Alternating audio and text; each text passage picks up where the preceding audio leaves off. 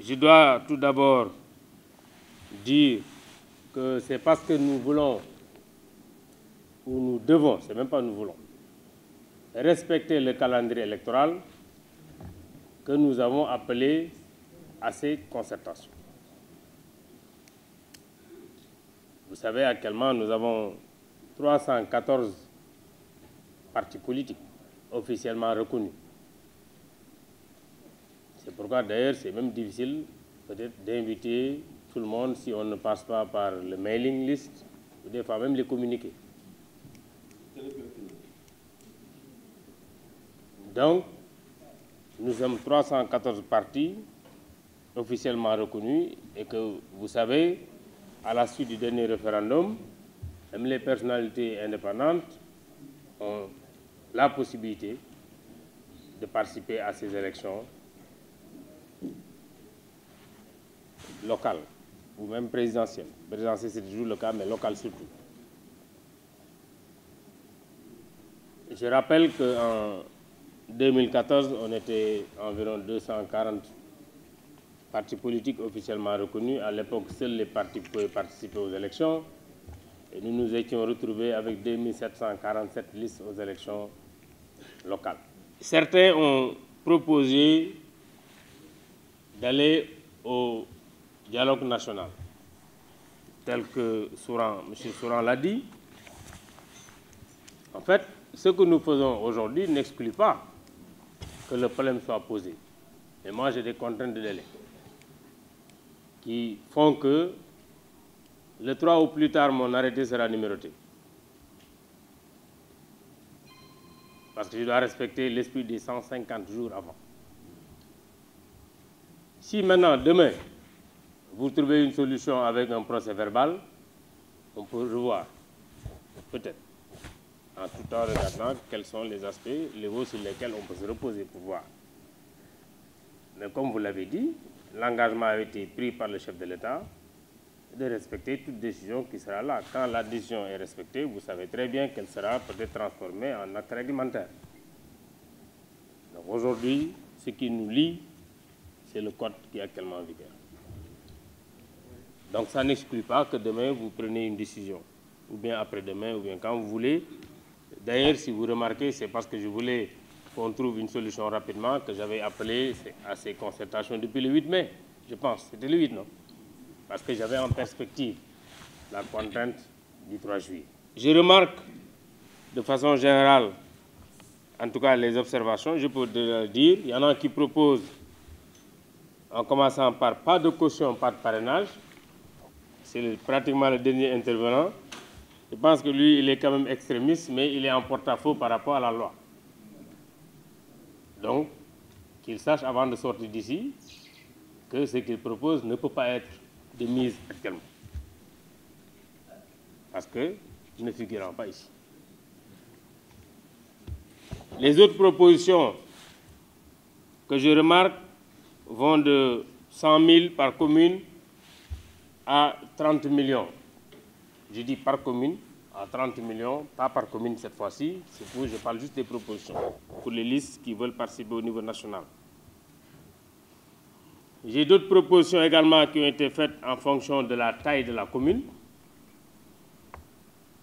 Les communes, taille parlant donc de la population. Les communes sont de tailles différentes. Et là, certainement, si on doit le faire, on doit aller à l'ANSD pour avoir les populations des communes. C'est des documents qui existent. Il y a une proposition peut-être qui peut être plus simple à mettre en œuvre si on doit le faire, c'est en fonction du nombre de conseillers. Là, à la limite, le DGE peut me donner rapidement. Donc, c'est un élément important qu'il faut voir. Nous avons également des propositions qui sont faites en fonction du nombre de communes dans lesquelles on veut compétir. Là aussi, on a des propositions, compte tenu du fait qu'il y a plus de 550 communes. Il y en a qui disent, si vous voulez participer à toutes les communes ou à tous les départements, voici ce qu'il faut faire. Si vous voulez participer à un nombre plus petit, voici ce qu'il faut faire. Donc, nous avons pris note de toutes les propositions qui ont été faites. Il y en a celles déjà que je vous dis tout de suite, on ne peut pas appliquer, mais d'autres, on va peut-être faire la compilation et essayer de trouver, avec l'objectif de rationalisation, comment faire pour que les Sénégalais puissent participer au regard des dispositions actuelles de la loi à cette élection. Il y a quand même propositions qui peuvent être plus faciles à mettre en œuvre, d'autres qui peuvent être plus difficiles à mettre en œuvre. Il est peut-être plus facile si on a un montant uniforme. Comme ça, vous n'allez pas être là à calculer, à chercher des trucs. Ça peut être plus difficile si c'est fonction de la taille de la population, mais ça ne veut pas dire que c'est impossible. C'est bien possible. Je remarque tout simplement que beaucoup de partis donc, veulent ramener ça au débat sur le dialogue national. Comme j'ai dit, c'est possible.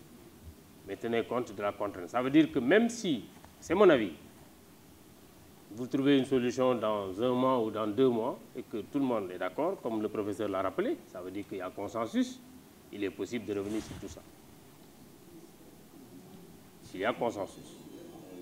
Quand il n'y a pas consensus, par contre, on prend les dispositions du code électoral. Donc, je pense que c'est encore possible de discuter et de trouver des consensus, parce que c'était ça l'objectif du dialogue. Je remarque également dans les discussions, et je pense quand même que ça mérite acclamation, pour la première fois depuis que je suis là, je suis en phase totale avec le PDS. N'est-ce pas, Maguette? Parce que Maguette me dit, non, il n'y a pas de réserve. Moi, je vous ai noté. Vous m'avez dit, on est d'accord, laissez-moi exprimer. Je suis d'accord. C'est pourquoi je dis, c'est pourquoi je suis en phase. Vous avez dit sous réserve que l'élection se tienne le 1er décembre. C'est la raison pour laquelle je suis là. N'est-ce pas? Vous avez dit sous autre réserve qu'on maintient le parrainage. C'est la raison pour laquelle je suis là. Et vous avez dit, quel que soit ce que vous fixez, on est d'accord. C'est pourquoi j'ai dit on est totalement en phase.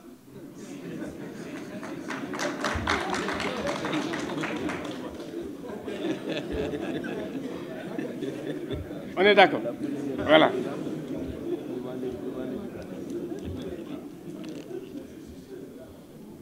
Je pense que, donc, sur la base donc, de ces remarques, je voulais quand même préciser à Madame le professeur Amsatou Sow Sidibé que ce n'est pas nous qui avons proposé 100 000 par commune. Donc, celui qui l'a proposé, c'est peut-être à lui qu'il faut poser la question. Oui, oui, justement, je vous dis, c'est pourquoi je dis, ici, on est là pour que chacun fasse une proposition. Vous faites une proposition, d'autres en font. On regarde ce qui peut être pertinent, ce qui peut être accepté par tout le monde. Tout simplement. Il y en a qui ont proposé 100 000 par commune. Effectivement, si vous mettez 100 000 fois 550, c'est 55 millions. Il y en a qui ont proposé 1 million par commune. Ça fait 555 millions. Tout simplement. Il y en a qui ont proposé 500 000 pour participer à toutes les communes. Donc chacun est libre de proposer. L'argent qui est collecté et déposé à la caisse de dépôt et de consignation, on pourra peut-être voir avec la CDC pour ceux qui demandent une facilitation, parce que c'est tout simplement récupérer des documents. Peut-être que la CDC peut faciliter en allant dans chaque département, mais je dis ça, on va demander à la CDC, parce que ça, ce n'est pas compliqué. On peut demander à la CDC pour se rapprocher. On a organisé les législatives. La CDC ne s'est pas déplacée, les gens sont venus. Quand même, maintenant, au Sénégal, il faut reconnaître que ce n'est plus loin. Partout où on peut être, on peut venir à Dakar rapidement. Au moins, là, je pense que tout le monde est d'accord. Donc, non, pas par le net, on ne peut pas, parce que là, au moins, il faut donner un chèque. Il faut donner un chèque de banque. Il faut éviter, comme ce qui est arrivé à certains la dernière fois, de donner un chèque simple pour éviter d'être rejeté. Mais je pense qu'on peut voir avec la CDC peut-être comment faire pour qu'elle puisse se rapprocher le plus de certaines communes éloignées pour pouvoir récupérer en tout cas les éléments de dépôt de ces différents participants. Ça, c'est important, donc au niveau de CDC. Et pour répondre à la question de Madame le professeur, l'argent qui est déposé à la CDC est retourné en partie pour ceux qui ont respecté les conditions minimales fixées par le code électoral, et le reste, ça va au trésor. Je pense qu'à ce niveau, également, on est clair. C'est jusqu'à présent les dispositions de la loi qui sont respectées. Rien ne sort, en tout cas, des caisses de CDC. Si cela ne va, pas directement dans les poches de ceux qui avaient déposé les cautions, comme c'est le cas. Je pense que pour la présidentielle, on a retourné toutes les cautions de tous ceux qui avaient déjà 5%, comme le dit la loi.